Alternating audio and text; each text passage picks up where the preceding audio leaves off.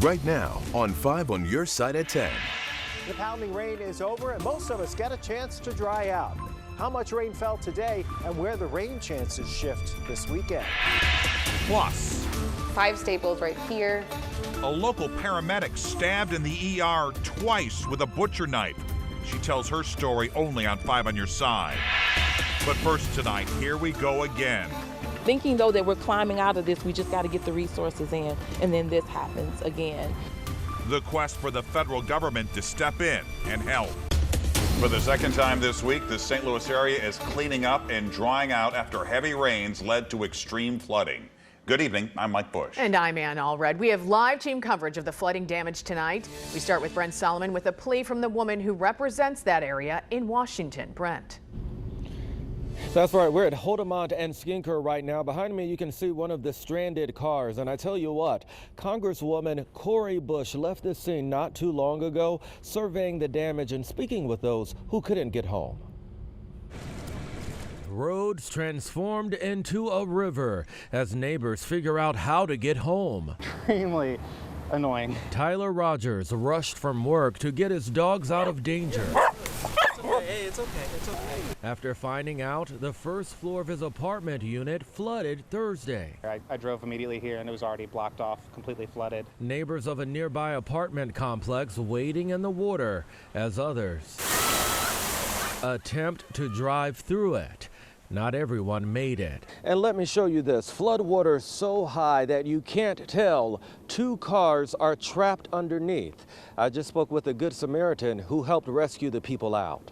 We seen cars getting stuck. Michael Keeper shared with us this video moments after he raced to the rescue. We had 2 guys out their window. Then there was a guy that was crippled in the car with his daughter. She didn't know how to swim, so I put her on my back or whatever, and we walked them through the water. It was probably right over my stomach. Congresswoman Cori Bush on hand surveying the aftermath. We can't have people with these health concerns trying to live in a home that has sewage, trying to clean it out themselves. We don't need people getting sick from this. We need to do the work now. Right now, there's a state of emergency on the local and state level.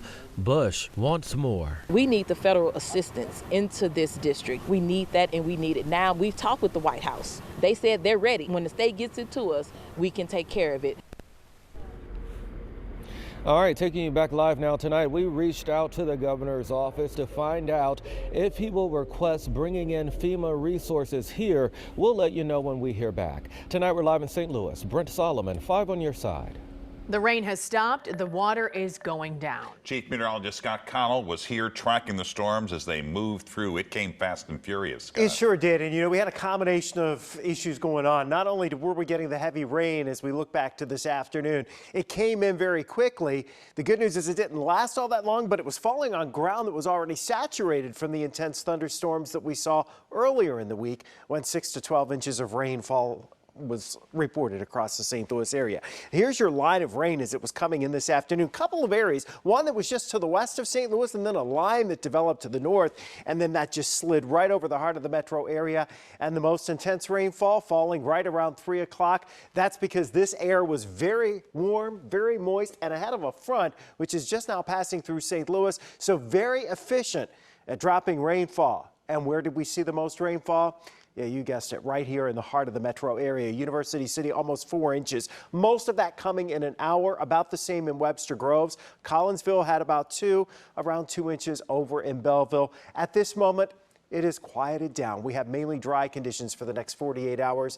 The rain chances pushing farther south, and it will be more comfortable as we head through the weekend. But that'll change going into next week. A lot to talk about coming up in a few minutes when we check out your 10-day forecast. Tonight, traffic is flowing again on I-64 near Forest Park. The afternoon rush was brought to a standstill thanks to rising water on the roadways. Traffic was stopped in both ways from the Science Center to Tam Avenue, and several cars stalled out. A well-known priest was just one of the many whose car got stuck in the rising water in Midtown. It happened near Lindell and Vandeventer, and that's where our Robert Townsend is live tonight. Mike and Ann, tonight traffic is moving again along busy Lindell Boulevard, but about 7 hours ago, flash flooding stopped Father Paul Sheridan and many other drivers in their tracks.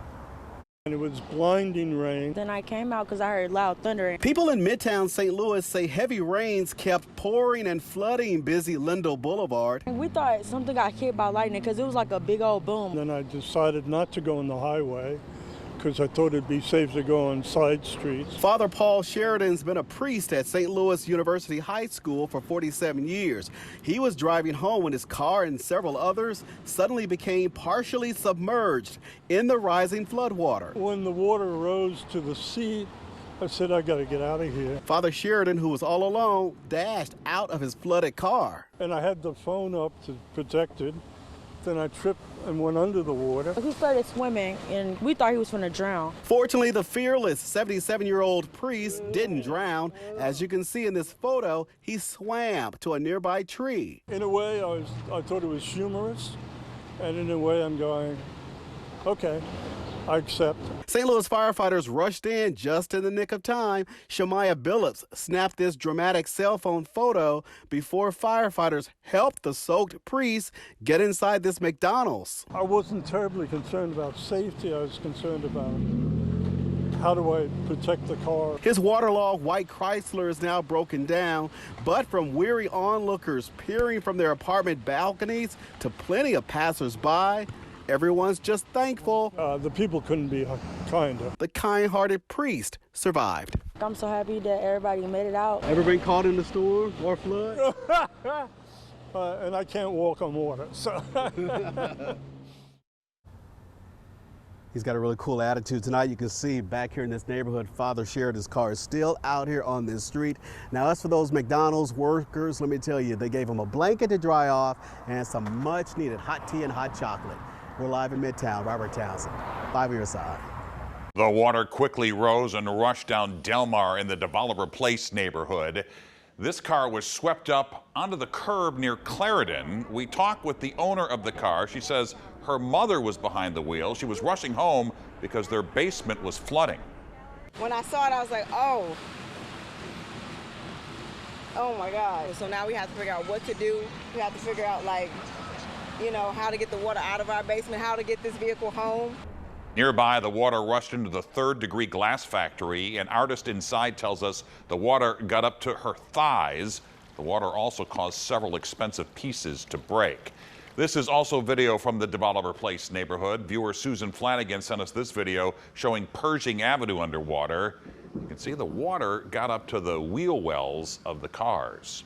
Over in the Central West End, Left Bank Books saw the water rise for the second time this week. The store tweeted out it's closed for browsing until further notice. They are still taking online orders. In Webster Groves, Kirkham Avenue was turned into a river, and that didn't stop cars from trying to drive through that high water. This is near the intersection of Elm. Also in Webster Groves, firefighters had to come to the rescue of a driver stuck in the high water along Marshall Avenue. The road was overtaken by a swollen Deer Creek. It appears everyone is safe. But Deer Creek also flows through Brentwood along with Black Creek. Both waterways were overcome by the rain for a second time in 2 days. Our Laura Barczewski joins us live with a look at the damage. Laura. And the mayor of Brentwood says this area can be quickly overwhelmed by flash flooding. Of course, the water is all receded now, just kind of leaving a muddy mess. But earlier, I talked with a man who was actually at this CrossFit gym when the water came crushing in. But this whole thing was just like a river, honestly, like you could swim through it. This is what Brandon Butler saw just minutes after arriving at CrossFit St. Louis on Hanley Industrial Court in Brentwood. And I went in the gym and the floor was flooding from the bottom.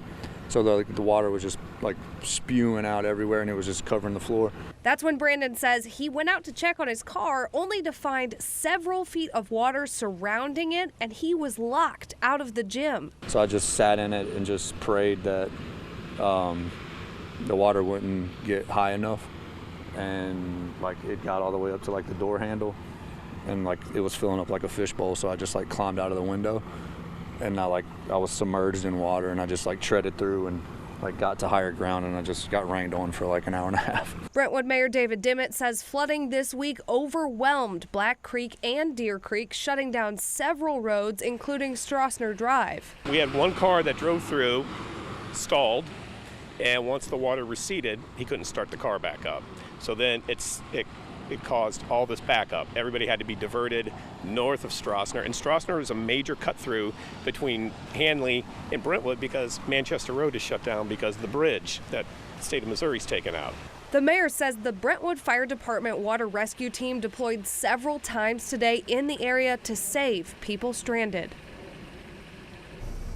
The mayor says that luckily there have been no reports of serious injuries from the flash flooding in Brentwood today. Reporting live from Brentwood, Laura Barcheski, 5 on your side. And take a look at this photo viewer Katie Stowe sent us. It shows the water reaching the wheel wells of cars along De Bolivar Avenue. This is near the Forest Park De Bolivar Metrolink station, which sustained a lot of flooding damage on Tuesday. Tonight, we have new information on the damage to the light rail system caused by Tuesday historic rainfall and flooding.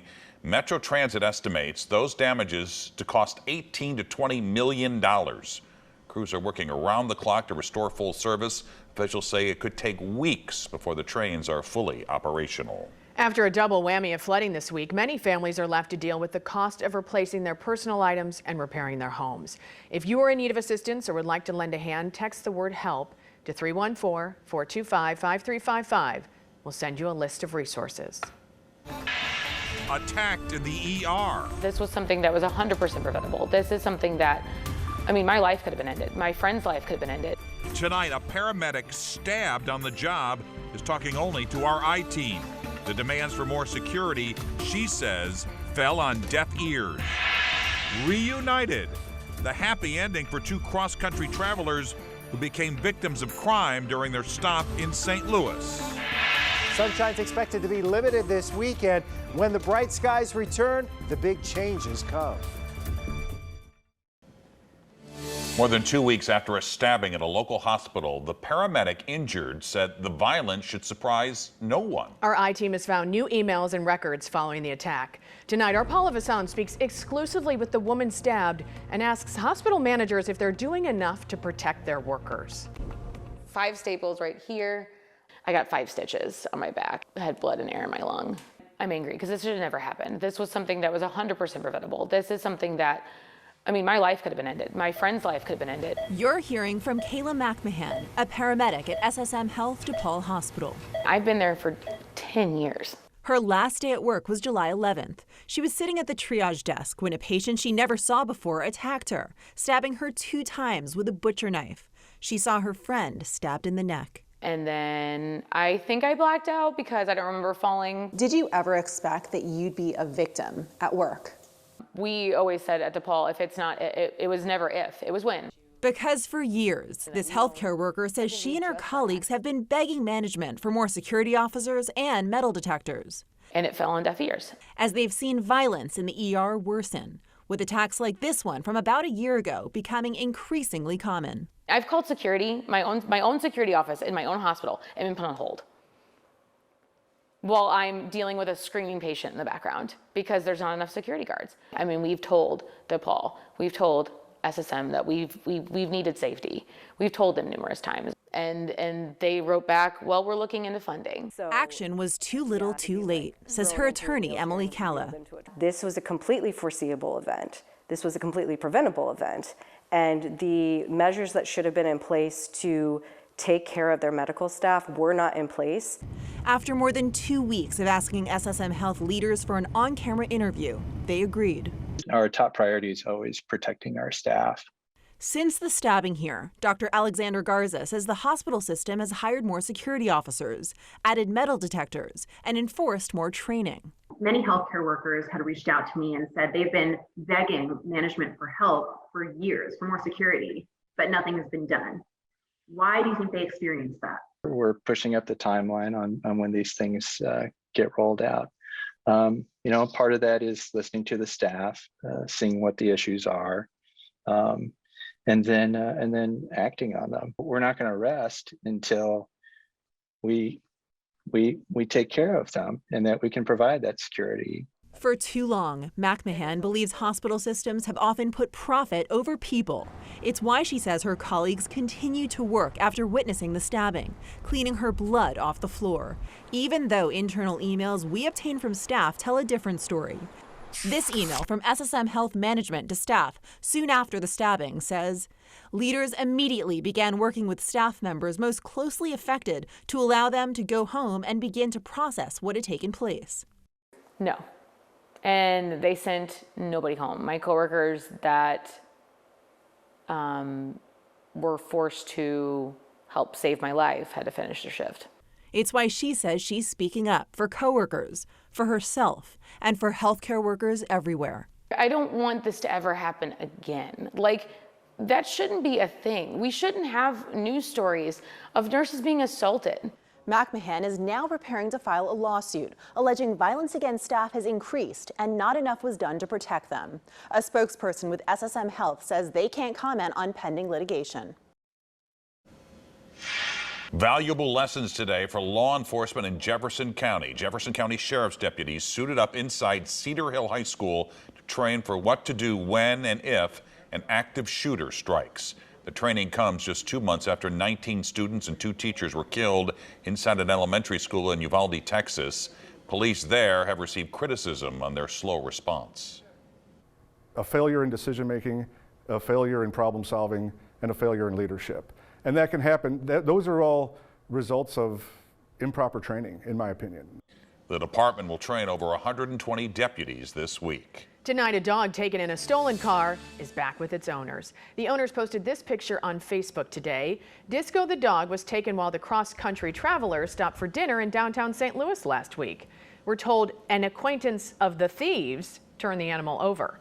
That couple offered a $3,000 reward for the dog's safe return. All right, let's turn to Scott, and we're hopeful that we are done with the rain because we've certainly had enough this week, Scott. This week has been a rough week. Very rough. Very rough. And the ironic part. You're waiting for your mic to come. Yes, I am. There it is. And the ironic part of it is the airport today only had about 1/4 inch of rain. So this was not as widespread as what we saw earlier in the week. But you see right now at Lambert, things are moving along pretty well. We may see some fog developing across the area. This was early this afternoon. The rain really concentrated. Yeah, Lambert got in on the heavy rain, but very briefly. And then it slid right in over to St. Louis and then across the river into the Metro East. This is what dropped another quick 2 to 4 inches of rainfall in about an hour, maybe 90 minutes or so. And because it was so fast and furious, of course, in an urban area, you get a lot of runoff anyway. This would have caused problems, but take into account all the rain we had earlier in the week, the soil's saturated. And if you've driven along any of the roads here where there's been flooding the last few days, poor drainage areas anyway, then you look at the drains that are there and all the junk and debris that's around that. So you had clogged drains adding to the problems. The good news is the rain has pushed east of St. Louis now, and the front is sliding through. So we'll have some drier air in here as we go into tomorrow. And by the time we get into Saturday, it will be quite comfortable. Friday and Saturday both. Not guaranteeing you a lot of sunshine this weekend, but looking pretty good overall in terms of being dry. 75 right now. We did squeak out another 90-degree day in St. Louis. That also helped fuel those thunderstorms across the region as we worked into the afternoon hours. All gone now. We have temperatures that'll drop back into the 60s overnight. Tomorrow morning, some patches of fog, variably cloudy skies. There'll be some sunshine. Not guaranteeing you a lot of it tomorrow or for that matter into Saturday because the front's stalling out to our south. What we can guarantee you is it will not hit 90 degrees the next few days. It's going to be pretty comfortable around the St. Louis area. The focus for the rain shifting much farther to our south. And to be honest, the people in southern Missouri down in Arkansas still dealing with the drought. They need the rainfall there. We're only in the mid-80s both Saturday and Sunday, but then things change going into next week. That big heat dome that's been out west, baking the west, is going to start spreading back our way. The transition for us is when we see our chance of showers and thunderstorms from Sunday into Monday. And then by Wednesday, Thursday, and Friday, the big heat dome right overhead. And we expect to see temperatures in the mid to upper 90s. And the first part of that heat wave, because of all the rain we've just had, and that means Monday into Tuesday and Wednesday, you are going to have a lot of humidity to go along with that heat. 95 to 100 degrees for the highs, and it'll certainly feel like it's in the triple digits. We're drying out tonight. We'll stay dry tomorrow. Next few days in the lower 80s, much more comfortable. Good news. Scott, thank you. Sports is coming up. Frank? And Yadi or Melina played tonight. It didn't go well. That story, plus, if you're a coach or a parent, you have to stay with us for some awesome advice from the father of a blues superstar. And you won't believe who's coming to the Bommarito 500. If you have a tip for the 5 on Your Side I-Team, call us at 314-444-5231 or email 5onyourside@ksdk.com. All calls and correspondence will be kept confidential.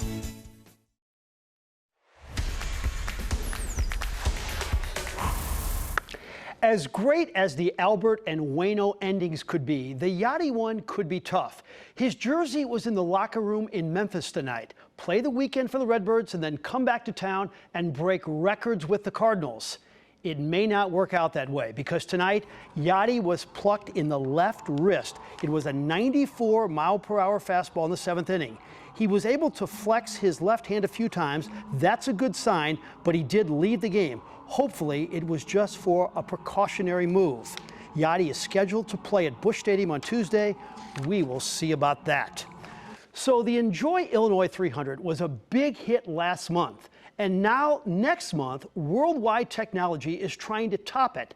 And they just made a major step towards that today. 7-time NASCAR champion Jimmy Johnson announced he will be competing in the Bommarito 500 on Saturday, August 20th.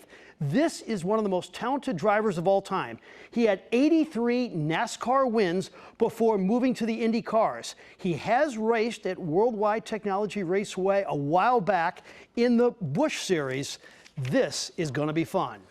So I had fun tonight at CBC High School. This is Brian O'Reilly, Ryan's dad, and he delivered a message tonight which could be really helpful for all parents. Now, Brian has been a high-performance coach for 40 years. He travels the country working with teams, a nice crowd on hand at CBC, a lot of parents and coaches looking for some sage advice. And this soundbite from Brian will be the best thing you will hear about parenting in a long time.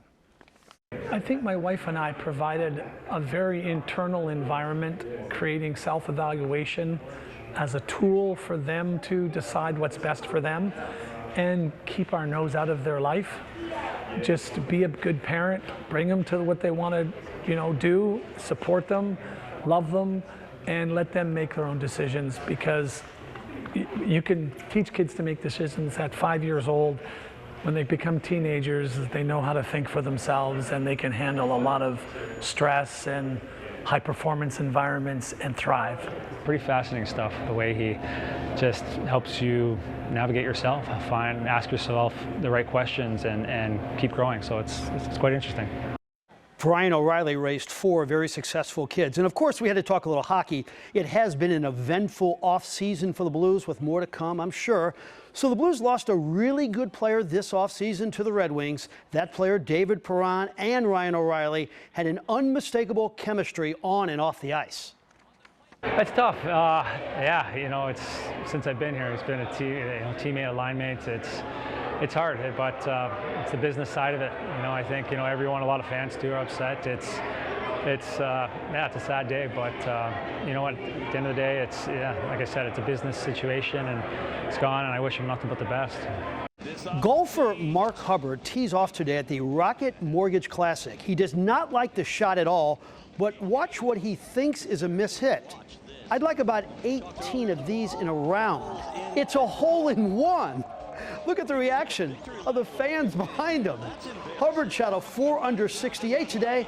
And by the way, so did the St. Louisan, the pride of Meadowbrook, Chris Nagel. He's in it again. He is red hot. Yep. All right. Thanks, Frank. Splash Pad, the Airbnb app giving the pool-less a chance for some fun in the sun. We want to invite you to join our Give 75 campaign by giving to any organization that is making a difference in St. Louis. Donate now through our partnership with the St. Louis Community Foundation.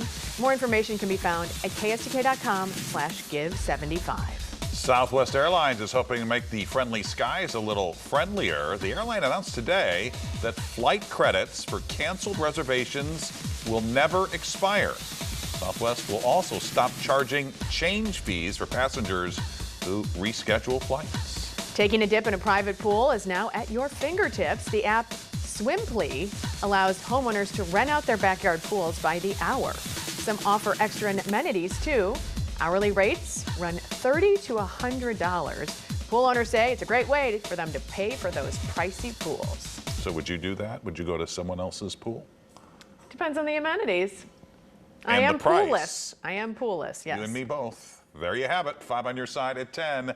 The Tonight Show starring Jimmy Fallon is next. Jimmy's guests tonight, Mark Wahlberg and Billy Porter. Start your day with Today in St. Louis. It gets started at 4 a.m., goes till 7 a.m., and have a great Friday.